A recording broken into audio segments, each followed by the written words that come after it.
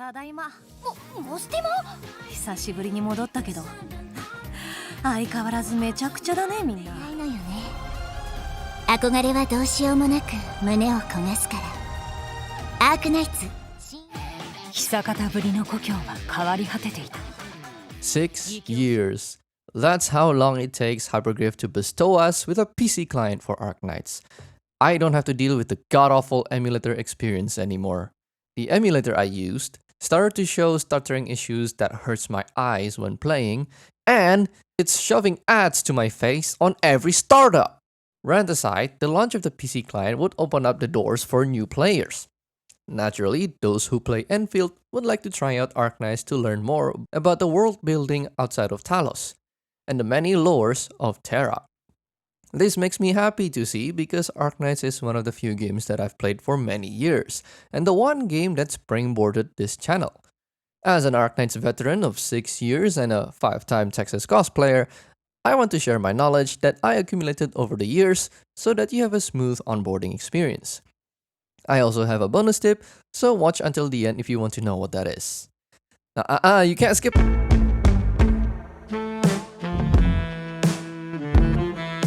A quick disclaimer before we get into the meat of this video.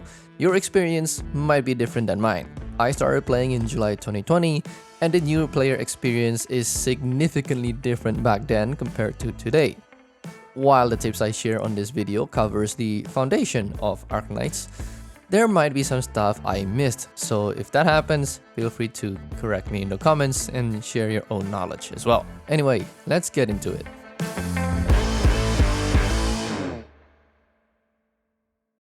As you finished playing through the first few stages of the tutorial, you would be presented with the starter headhunting banner. This banner is 35% cheaper than the normal headhunting banner and guarantees you at least one 6-star operator after 20 pulls. The selection of 6-star operators are quite good.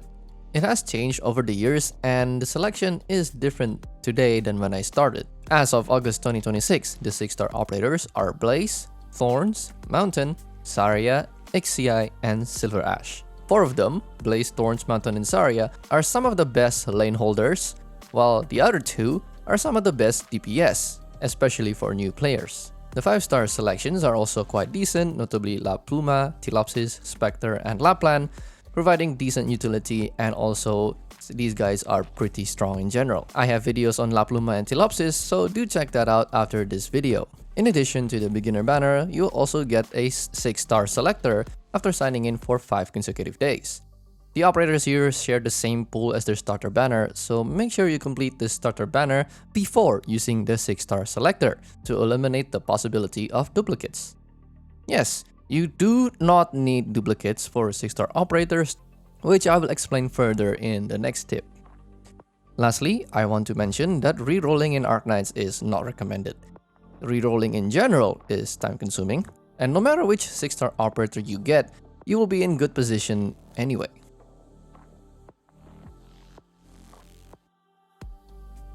On the subject of pulling operators, duplicates, aka potentials, have little to no impact in gameplay. Yes, there are benefits that you get at higher potentials, but more often than not, they are quite trivial. The only time that duplicates do have a use is to farm green and gold certificates by obtaining potentials of 3 and 4-star operators, and in rare occasions, 5-star operators too. This can be done using the recruitment feature, and by choosing the appropriate tags, you can get a certain operators associated with those tags. Use this website to check which combination of tags will give you certain operators. The green and gold certificates can be used to purchase upgrade materials in the store, and these are like your shortcuts to not farming materials if you don't have sanity.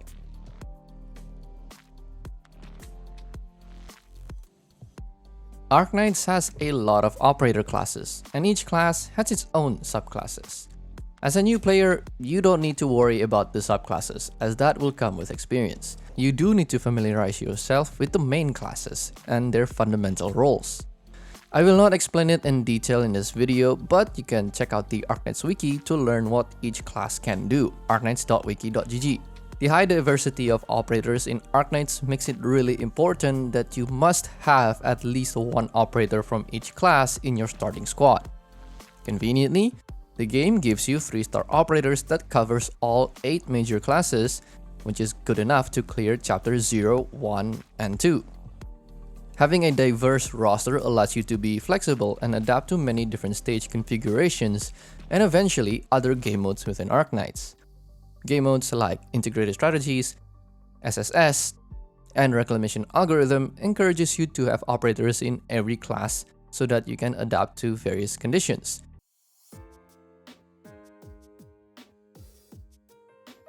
Once you obtain your shiny 6-star operator, it is tempting to start building them immediately.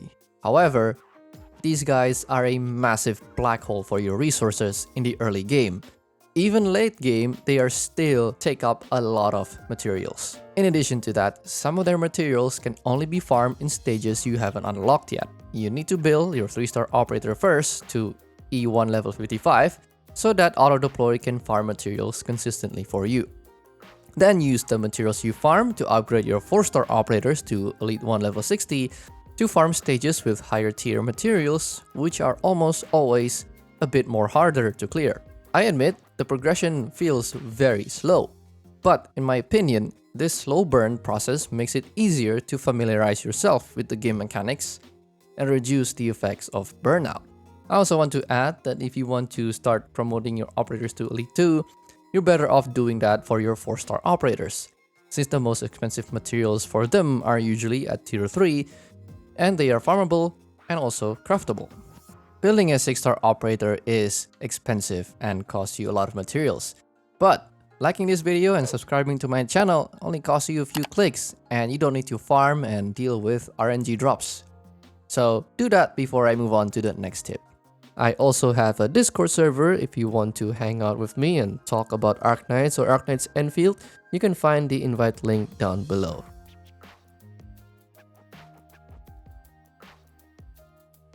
Unlike 3D gacha games where you usually have a single DPS carry surrounded with supports, in Arknights you will benefit more by raising your operators as equally as possible. Your 3 4-star operators are not strong enough to solo a stage, nor act as a single DPS carry. My friend Para, who mainly uses 4-star operators, also shared the same view. He said, and I quote, "A full squad of Elite 1 level 1 operator is cheaper and more useful than a single E2 level 90 M9 operator, unless it's Ling." I agree with the first part, that promoting your operator to Elite 1 doesn't require a lot of materials. However, the part about Ling, yeah, she's both expensive to build and deploy.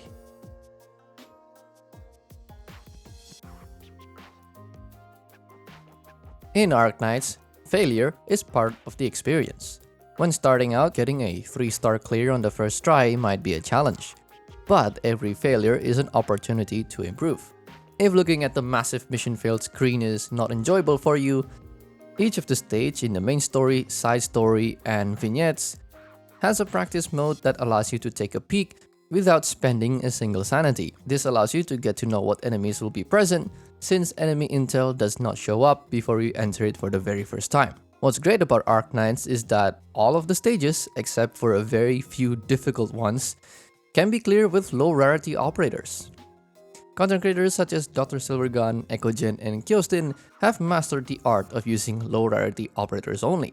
I also highly recommend that you experiment with your own operators, playstyles, and strategies that suit you. As you gain more experience, you'll start to gravitate towards a specific niche or playstyle that you might find challenging and fun. Arknights is half tower defense and half visual novel.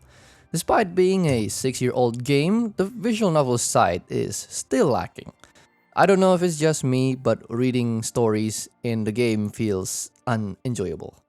I mean, there are ways to not read. There's the anime that covers chapters 0 to 8, spanning 3 seasons. Some content creators also do story summaries and audiobook style videos covering stories that the anime did not adapt.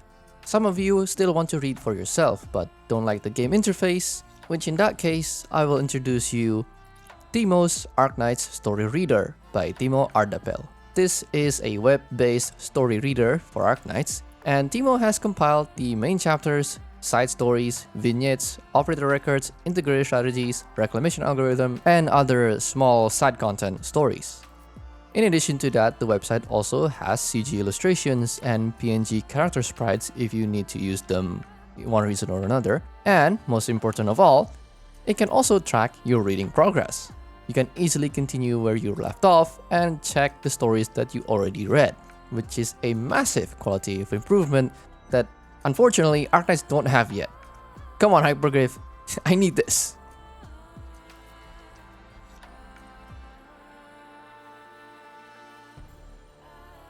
Okay, this tip is quite long, so bear with me. Arknights is known to have a pretty generous gacha rate in modern day standards. There are also many different flavors of banners, and it's impossible to pull for all of them, and some of them are also not worth pulling. The wiki has 4 classifications of banners: standard headhunting, limited headhunting, special headhunting, and kernel headhunting. I won't talk about each category in detail, but I'll mention the ones that are important. The standard headhunting includes the standard banner, standard limited banner, which releases alongside new events and features the operators introduced in their respective events, joint operation, featuring 4 6-star and 6 5-star operators as rate-ups, and orienteering, which you can choose which 6-star operators to be your rate-ups. All of these banners have the operators added to the standard pool or using the operators already exist in that standard pool, and they periodically appear every 2 weeks or so. Limited headhunting are banners that feature limited operators as they are not added to the standard pool. Therefore, these banners have a spark systems that allow you to obtain the operators directly after 300 pulls. They usually appear every 3 months. There are also crossover banners which are truly limited, as we do not know if these banners will have a rerun. Celebration banners feature 6-star operators that you do not own as rate-ups. And finally, kernel headhunting include operators from the launch of the game up to 2021-2022 as of recording. Unless you are a whale, I highly recommend that you only pull on the limited banners, which is what I'm doing. Operators featured here are usually meta and could make it easier for you to clear difficult stages. Banners with multiple 6-star rate-ups such as Joint Operation, Orienteering, and Celebration are also good, since obtaining a 6-star operator here is a lot easier and they are more focused. As for standard limited banners, like Belone, you should only pull if you really need the featured operators or you really like their design. Standard banners are not that valuable unless they contain seriously good operators, and most of the roster is purchasable at the store with gold certificates. Meanwhile, kernel headhunting are the only ones not worth pulling because there is a chance that kernel operators would spook you in other banners. In addition to that, kernel banners are infamously known as traps for new players because of how useless the blue certificates are. They can only be used to buy potentials and obtaining operators in the kernel banners. Meanwhile, the gold and green certificates, which you get from the normal banners, can be used to purchase materials for upgrading your operators and also potentials, which are more important for the growth of your account.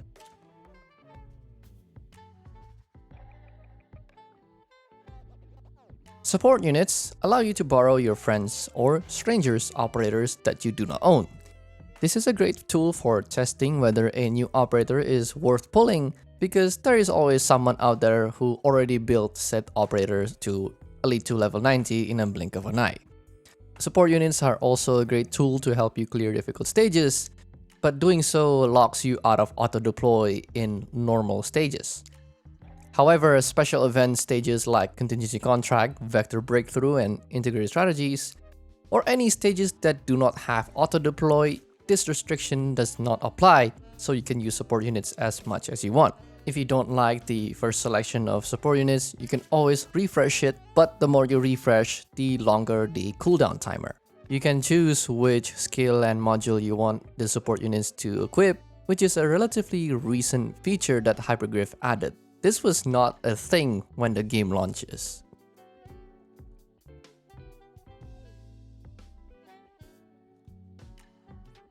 There is a running joke within the community stating that EN players don't read, and I'm guilty of that too.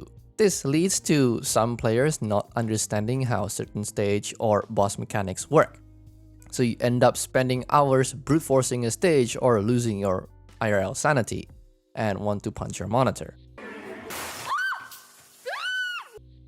So please, take your time to read the enemy description and the stage mechanic. It helps a lot.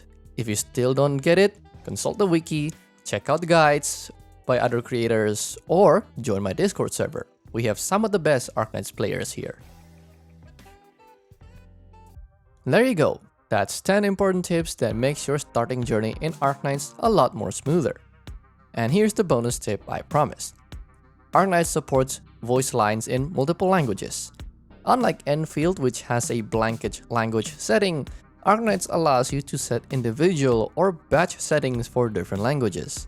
For example, you can have Lithuanian operators speak German, Syracusan operators speak Italian, or Kazimier's operators speak Korean, 박사, 지금 시간 있어? and so on. Some operators also speak French, Russian, Spanish, and regional Chinese, which I think changes depending on the operators, because I think some of them speak Cantonese and some of them speak another dialect that I do not know the name of. 在下等你這小變強，連隻龜你都抱住你腳板的困。我換咗新武器？冇啊，波嘢只不過係重鑄咗啫。 If you take your time to set different language settings for different factions, in your average Arknights gameplay, you will hear this. Almost does that. I'll follow your instructions. A tu servicio. I hear the elegy. Entendido.